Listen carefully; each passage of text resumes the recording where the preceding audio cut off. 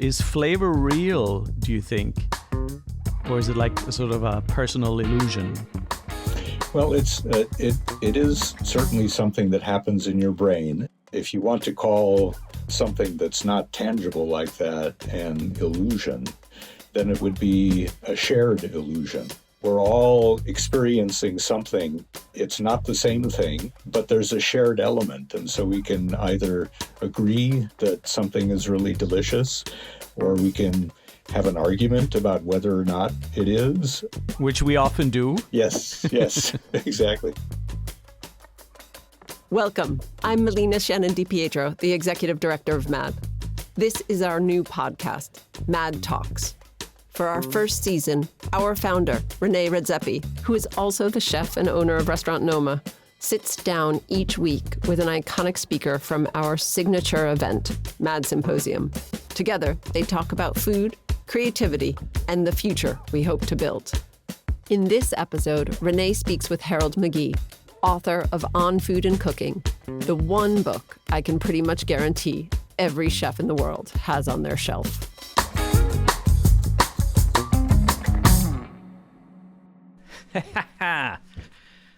Mr. McGee. Hello, Renee. How are you? I'm well, thanks. How about you? I'm good. We're here in freezing Copenhagen.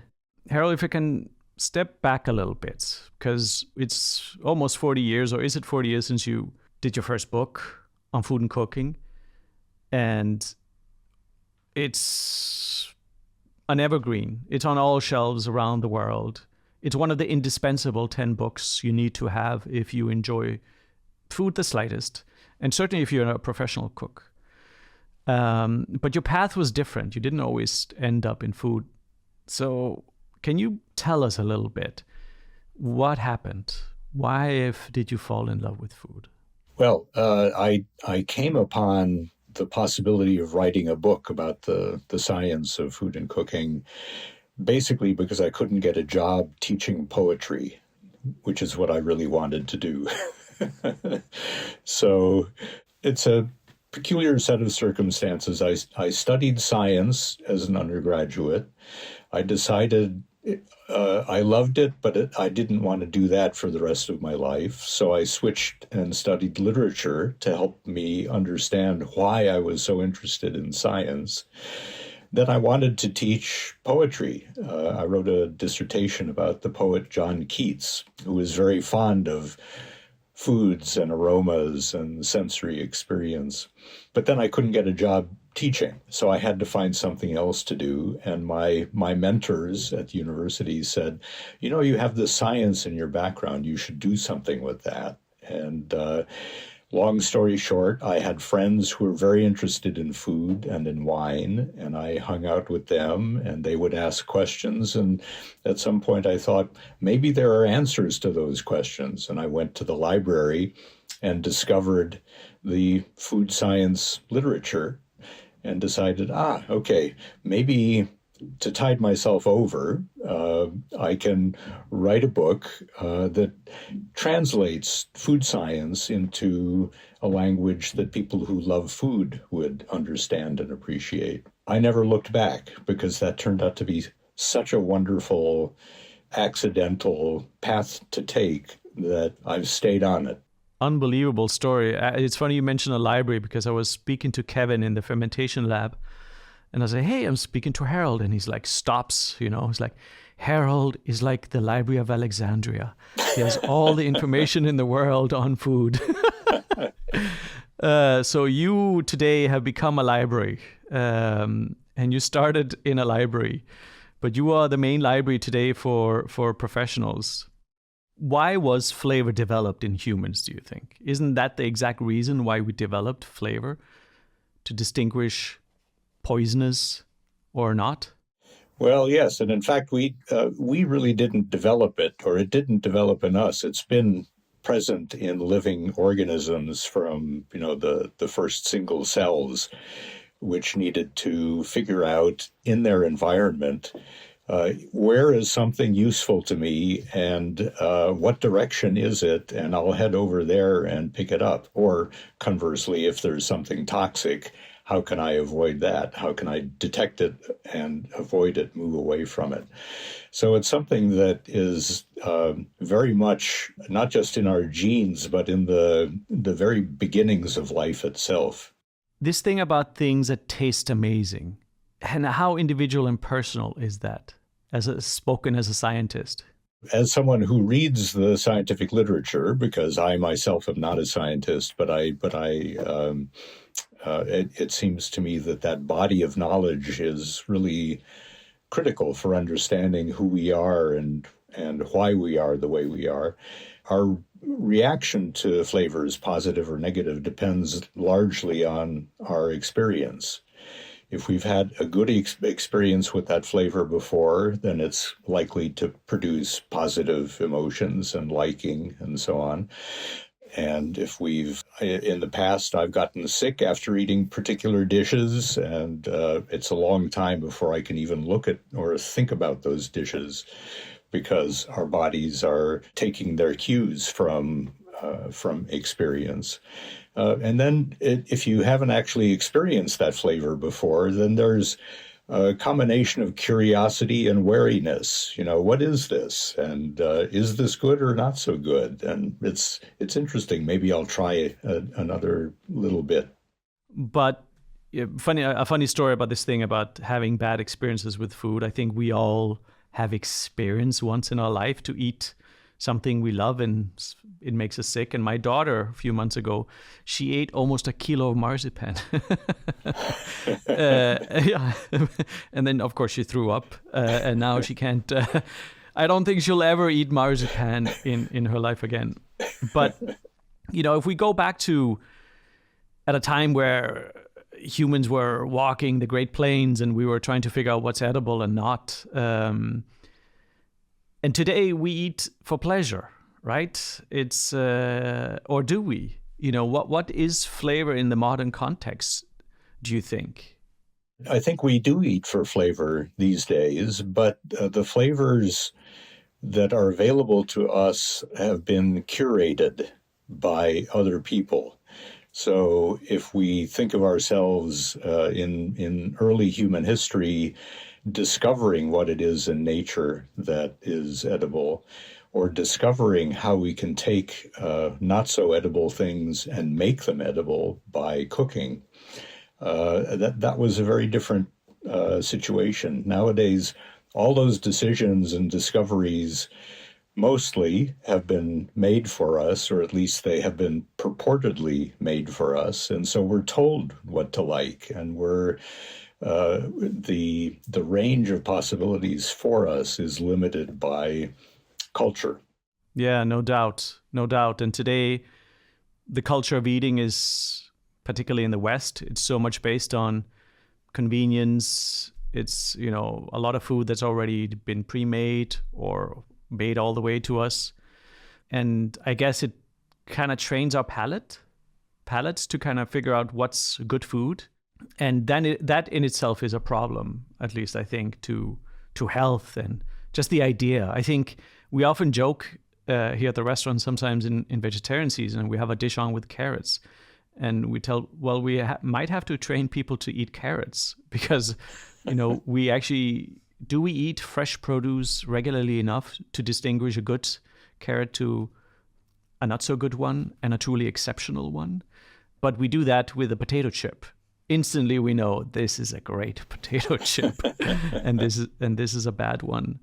And so what do you think when it comes to this type of flavor? Are we exploring flavor in the right way when you look at it from your perspective with your vast knowledge of where food has been going over the last 40, 50 years?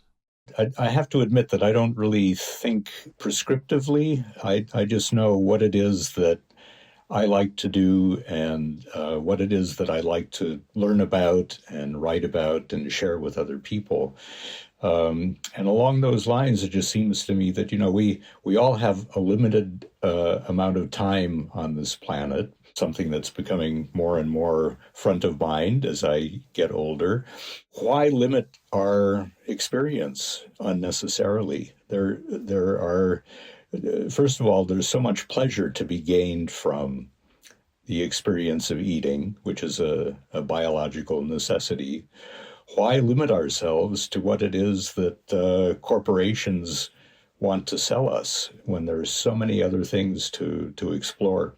So, and it does seem to me, again, from my experience, I don't have studies to back this up, but my sense is that the more diversity we experience in our foods, the more pleasure overall we get from eating.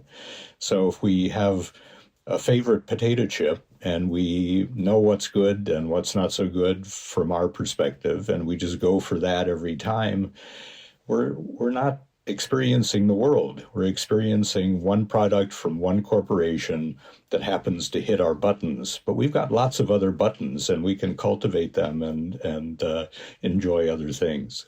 Yeah.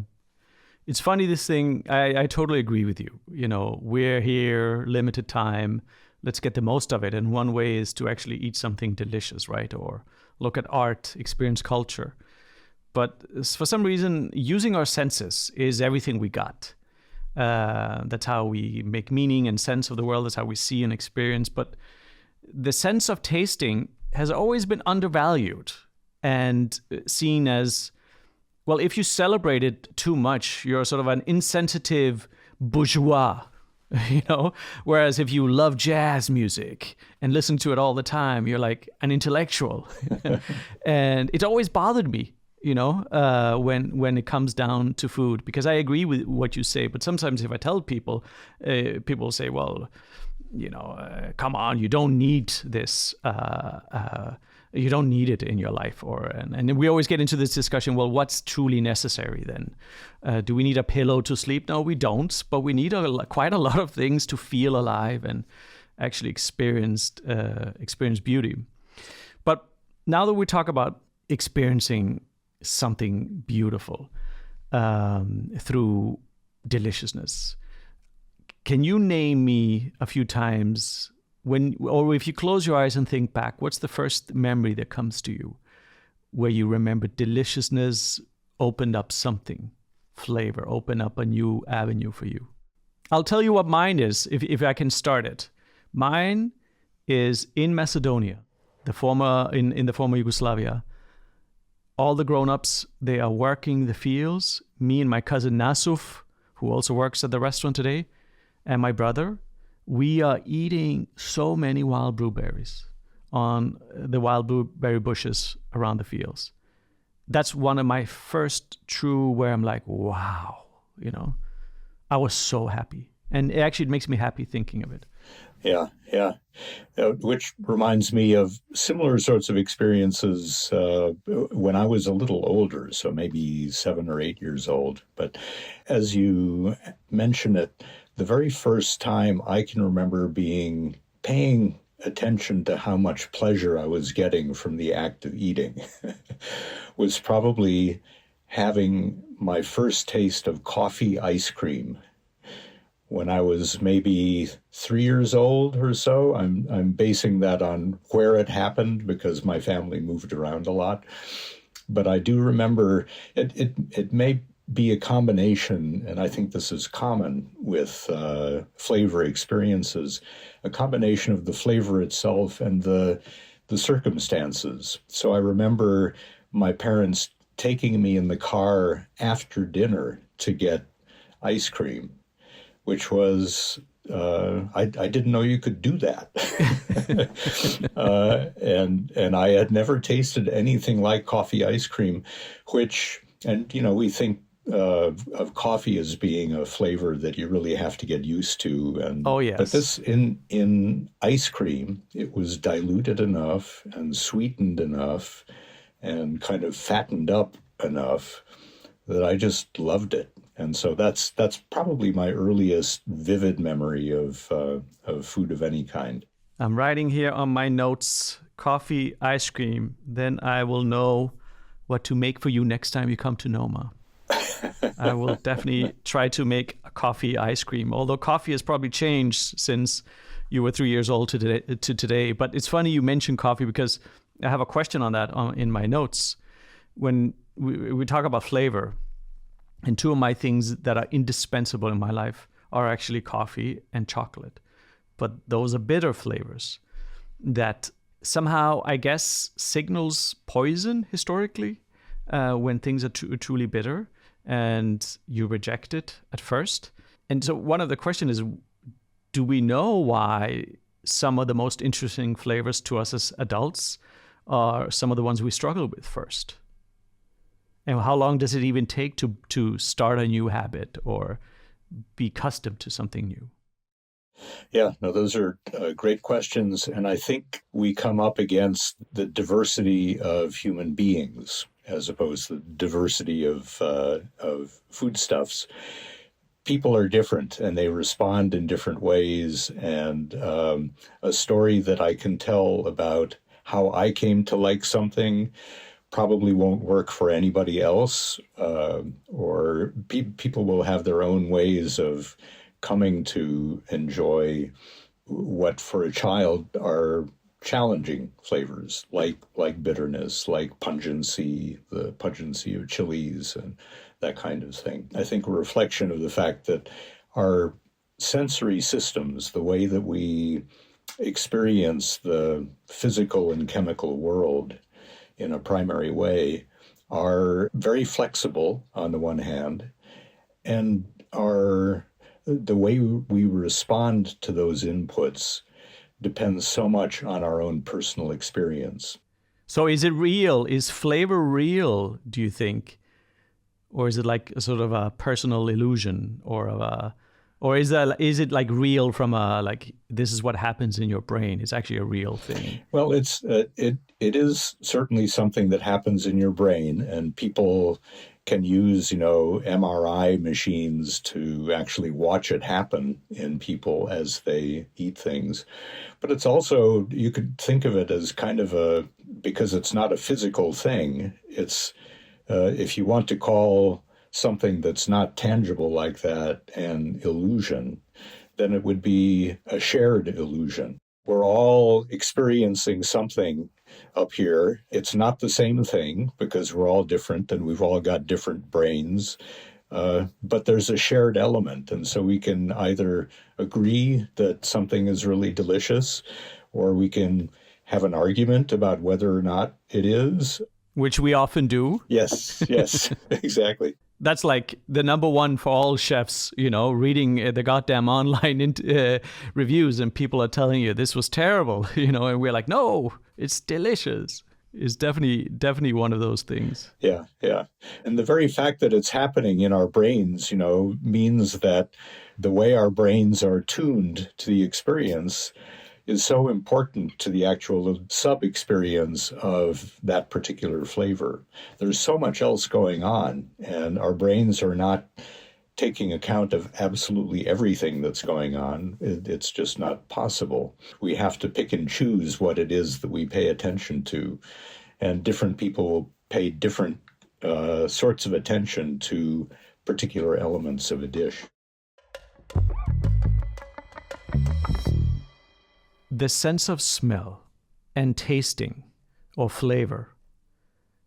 Now, I think there's a lot of confusion when we look at those two things.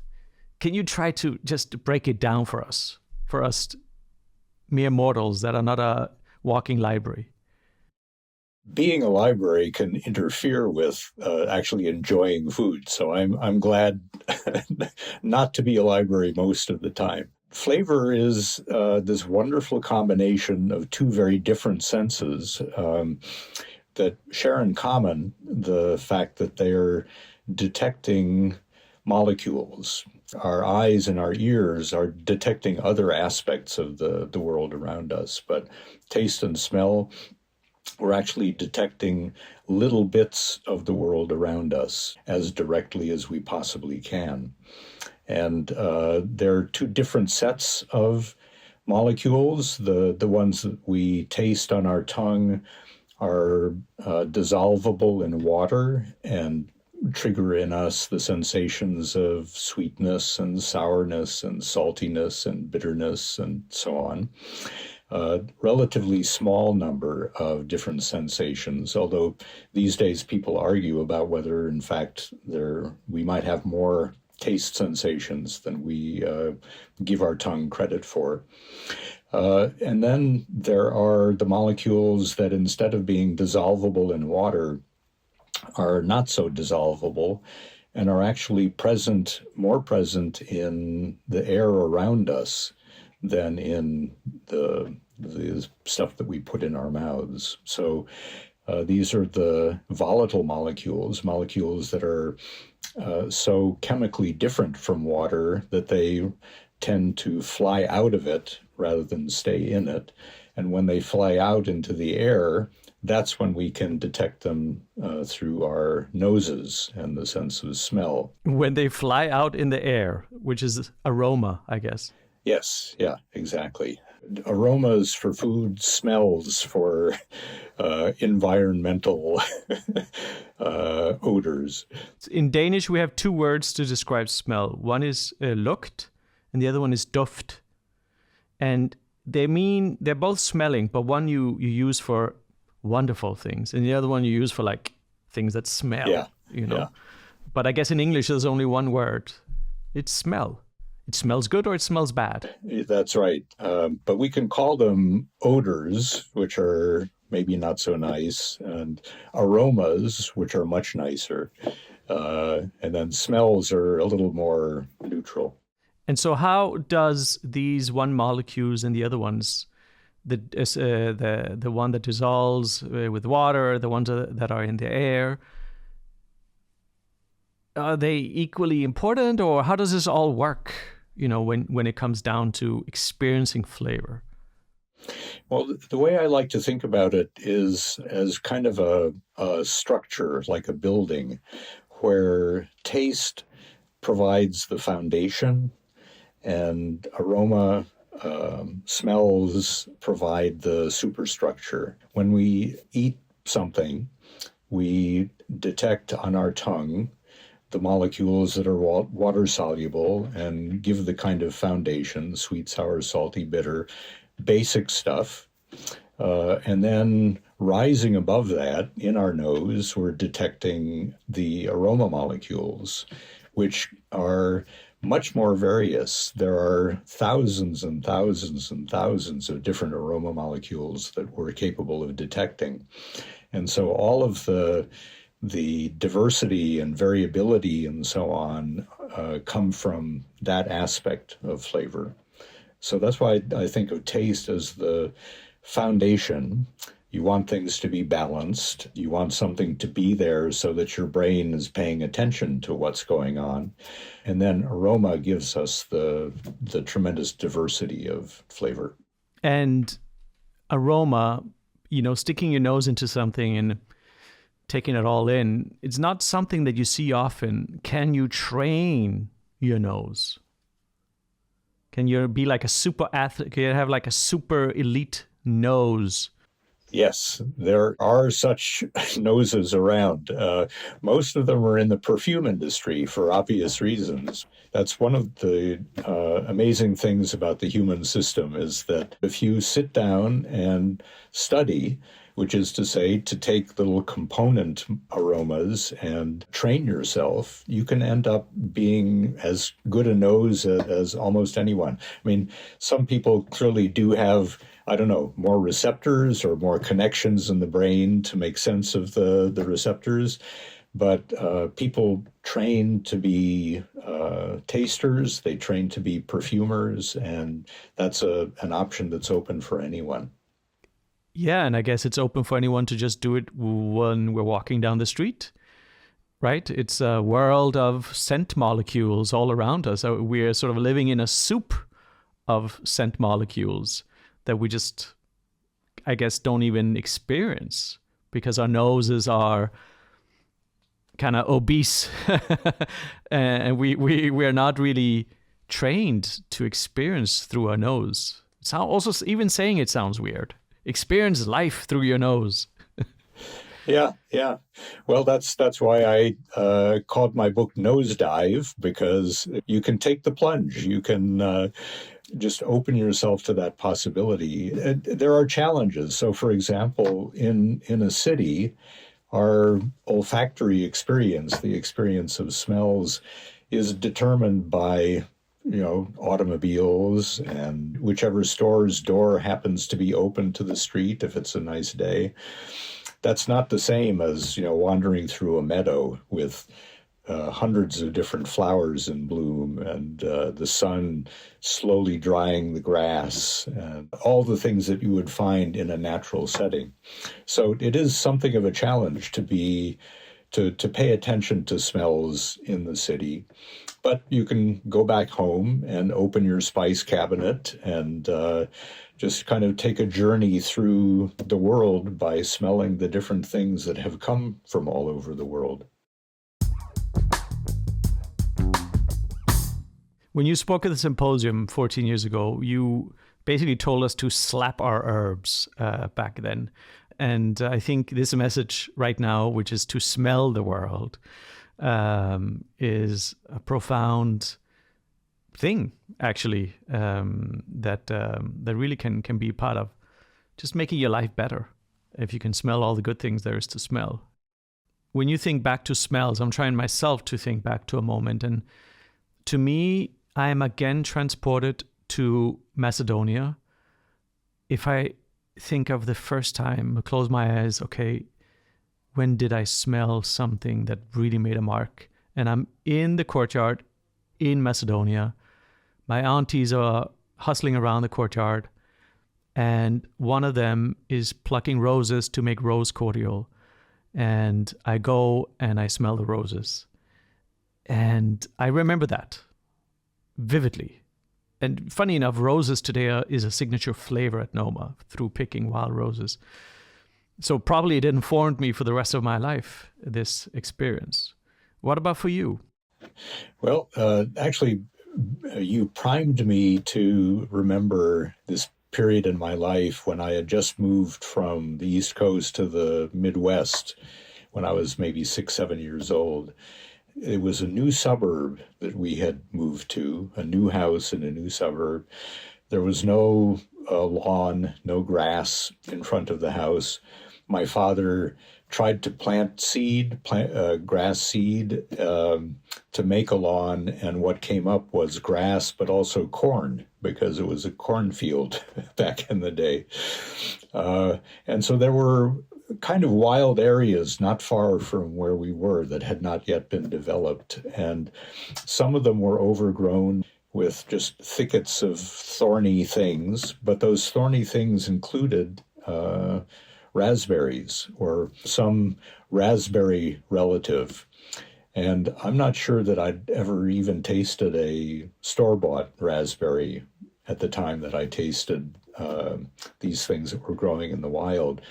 But I just remember the flavor of those raspberries, and in the summertime, the heat kind of cooking that patch of earth and bringing all kinds of aromas up in which were embedded the flavors of these berries. So it was a kind of a total olfactory experience. I'm writing down raspberries as well. Next time you come to Noma, you have to come in the summer then. When you mentioned this thing, the scent that came from the caterpillar, or any aroma in general, it also makes me think of something that you've also been talking about, that particularly in plants, the flavor is a defense mechanism. One of the wonderful paradoxical miracles of food, in my opinion anyway, is that the very materials that we love to use to give flavor to things, because staple foods like grains, they have an interesting sort of flavor, but it's very straightforward, very mild. We like more sensation. We like more stimulation than that. And so we get that stimulation by using herbs and spices and flavorings and so on. most of the stimulation is actually meant in the natural world to be repellent, to convince animals not to eat a parsley leaf or a thyme leaf or a nutmeg seed, chili most prominently. And yet our species has learned to treasure these things. And in fact, they were, at one point, some of the most valuable commodities in human society. And so what's going on there is that if you're a caterpillar and you're trying to take a bite out of a parsley leaf, you're getting a real snootful of these repellent molecules that give us parsley flavor. If you're a large animal like us and we're just adding a few leaves to a salad or infusing nutmeg into a sauce, we're getting those molecules, but we're getting them in very small measured quantities that we can detect, but that aren't affecting our physiology the way that they would affect us if we just took a handful of parsley and stuffed it in our mouths. So that's the wonderful thing, is that these are molecules that are meant to repel and are meant to damage, but in the quantities that we use them in cooking, which is this wonderful practice we have of turning natural materials into something both nourishing and pleasurable, they do nothing but bring pleasure. Yeah. It made me think how other species are experiencing flavor, because I know that we're the only mammal that eats chile, and it doesn't give any nutritional value at all. We do it for pleasure, I guess. I don't know. Do you know if other species are experiencing flavor and deliciousness? Like, how does an elephant experience grass, No, that's a wonderful question. I've asked that, for example, people who have worked in zoos, who take care of animals, try to keep them happy. And I never get a straightforward answer. I guess because it's hard to kind of put ourselves in the mind of an elephant and really know what's going on in there. And perhaps they're as different and individual as we are. Some likes one thing, another one, because it actually makes me think of my dog Ponzu, who's here daily. And she likes very different things to what Kenneth, our head chef's dogs, enjoy. And for instance, she loves dried seafood. As a funny note, dried scallops, whereas Kenneth's dog will eat raw carrots, and my dog will not touch that. I wrote down here kokumi. And the reason why I wrote down kokumi is because we're talking about this thing of flavor. And basically, we're also talking about using our senses and exploring the world through using our senses. And these senses are how we smell the world, how we taste the world. And I believe if we did that more, our life would be better. And it's a very approachable way to actually get more value. But when it comes to experiencing the flavor on the tongue, it's only recently that we started, as you said, really figuring out what is it actually our tongue is experiencing. In the old days, there was like 5 ways of experiencing, right? And then at one point, umami entered the field, and now there's kokumi.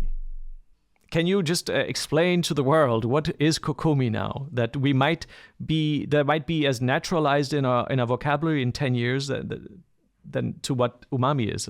I'm still not entirely sure about kokumi. Me neither. That's why I'm asking. I was hoping the Alexandria Library would have something. Well, I have things to say, but they're perhaps not definitive and totally clarifying. So kokumi is a sensation that was proposed as a novel addition to our possibilities of taste sensations. A few decades ago, so relatively recently, umami goes back to really the turn of the 20th century. So it's been around for a while, although it took the West much longer to accept it. And this may be a similar story, I'm not sure. But kokumi, where umami comes from particular amino acids and chemical relatives thereof, kokumi seems to come from small chains of amino acids, molecules that help to build proteins, but are building blocks. And in small chains of those building blocks, you can end up producing sensations on the tongue that are different than just plain water. And those sensations turn out to be much more difficult to describe in ordinary language than sweetness and sourness and bitterness and so on. And I think that's a big part of the problem, is that we're always looking for labels, and labels are important for communicating with each other, what it is that I'm experiencing, because it's all happening in here, and we have to find a way to share that. But it's more difficult to share what it is that experience of these small chains of amino acids presents to us. It's often described as a feeling of fullness or body or just presence. And not fullness as in full because I've eaten too much, but like a fullness of flavor. A kind of rounding out of that foundation that I was talking about before. But that's a very woo-woo kind of explanation. It's pointing in the direction of an explanation, but it's not as crystal clear as what is saltiness or sourness. Yeah, no doubt. But I think it's something that's bubbling. And we'll see more of it in coming years as people figure out how to label it. And perhaps there are several types of kokumi that we need to understand, or label. We can better and better and more begin to describe these things that we experience that are just feelings and something that feels okay, but we don't have the vocabulary to actually explain it. And that's why I like certain labels, because it gives us something to grasp. So watch out for kokumi. Yeah, I think you're absolutely right about that, because, for example, in the case of umami, that sensation was first proposed around, I think it was 1906 in Japan. It was not accepted in the West for many, many decades. And I can remember going to meetings in the 1970s and scientists saying there's really no such thing. It's a confusion of categories and so on. And then a receptor on the tongue for that particular molecule, monosodium glutamate, was discovered. And then Western scientists said, yeah, okay, now we have proof. But it took all that for people in the West to then go back and think, what is it about Parmesan cheese that makes it so delicious? What is it about tomatoes that make them so delicious? So this kind of retrospective discovery of a very basic taste, what we now think of as one of the 5 or 6 basic tastes, took forever for us to recognize. And it may be the same thing with kokumi, that we're just kind of exploring around the edges of something that has been there all along, but we haven't had a name for it. We haven't had a way of isolating it from other experiences. And so I'm sure we still have plenty to learn about the experience of flavor. Now that we're on the topic of umami, and I don't know if this makes sense for us to speak about, but I'm going to ask you anyway, because we were having a discussion here the other day. There's been this discussion about umami and, MSG made in a lab, and 10, 20 years ago, you'd have people say, oh, I'm allergic to it. And of course, it's proven to be complete gibberish. But umami and MSG has truly transformed food, and potentially forever, because it has made particularly ultra-processed food so incredibly delicious and easy to be delicious and cheap to be delicious that you could say that, the discovery of umami has also come with its set of problems today in the modern world. We discussed that. What do you think about that? I completely agree with what you said so far. I would just add that it's a very convenient shortcut to a particular aspect of deliciousness. A solution of MSG is not delicious. So, it depends so much on what else is going on in that particular food. And if a particular food is missing something, it just isn't quite delicious enough, and you can add a little bit of this powder, and all of a sudden it's savory and mouth-watering and wants you to eat another. That's a benefit to whoever's making that particular product, but not necessarily a benefit to the consumer. And a shortcut, in a way, training us to depend on a particular aspect of flavor that sure is delicious and has its points, but is only one small aspect of flavor.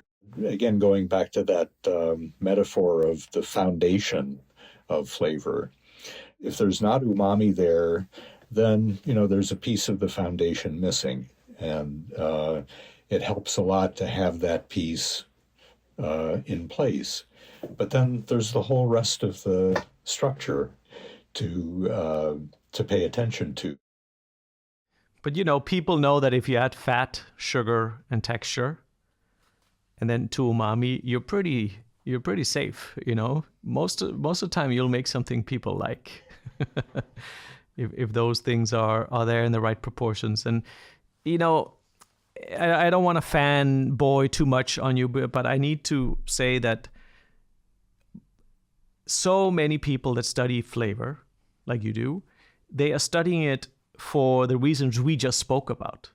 They are hired to figure out how to make this little chip even more delicious and more craveable and more addictive. Whereas I see you as a flavor artist. You're doing it for the beauty and for everything in the world, to use our senses more and open us up and to make us understand more. And you are, to my knowledge, at least one of the very few that is continuously doing that. And I just want to say thank you here on this podcast to everyone. So thank you for that. And no need to respond. I just want to say it. And then I want to finish off with a question for you, and I know that people that like yourselves, they do not like to have singular answers because it's rare to have that. But in this next symposium, the MAD Symposium that's coming this May, we are tapping into the future. We're trying to instill and inspire a new sense of planning towards a longer goal, not just the here and now. And when it comes to flavor, what is the one thing? You can also say two, but what is the one thing that you'd like to change when it comes to flavor that would make, let's just say, the world of to a better place if this thing changed? I guess what I would say is that flavor, we were just talking about how the use of MSG kind of narrows our experience of flavor. You have that foundation of salt and umami and fat, and then pretty much anything goes. Or you don't have to even think that much about the rest of the composition because people are going to like it no matter what. And I guess I would try to turn that around a little bit and say that the miracle of flavor is that it's our way of detecting and taking pleasure from the amazing diversity that exists on the planet. And not just in food, but walking through a meadow or even walking through an industrial site where we're experiencing what it is that human beings can do with the natural materials that the earth has given us. I would just say that seeking out and appreciating, even if it's not delicious at first sniff, the diversity, the aromatic diversity of the world. If you're a chef, somehow bringing that experience to the plate and introducing people to that diversity and to the experiences that they may not have a chance to have otherwise. That to me is the great opportunity, I would say, for people in the food world to both to experience themselves that diversity and explore it and maybe even contribute to it by the kinds of preparations they make, but then to share that with other people and expand their experience in a similar way. Amazing. Thank you so much for this conversation. And I can't wait for your book to come out shortly soon, in a couple of years. We're eagerly waiting for it. Thank you so much. Thank you, Renee. It's been a great pleasure to get the chance to chat. Well, now you know what to serve Harold McGee and Renee Redzepi if they show up for dinner. Thanks for listening to Mad Talks. And please come back next week for a new episode with another fascinating speaker from Mad Symposium. This podcast was produced by Cecil Ko Norgo and made by MAD. We're a global nonprofit based in Copenhagen that works with chefs, servers, and others in hospitality to help them become better leaders and take better care of our planet. To learn more about our work, follow us on socials @the Mad Feed, sign up for our newsletter, or check us out at madfeed.co.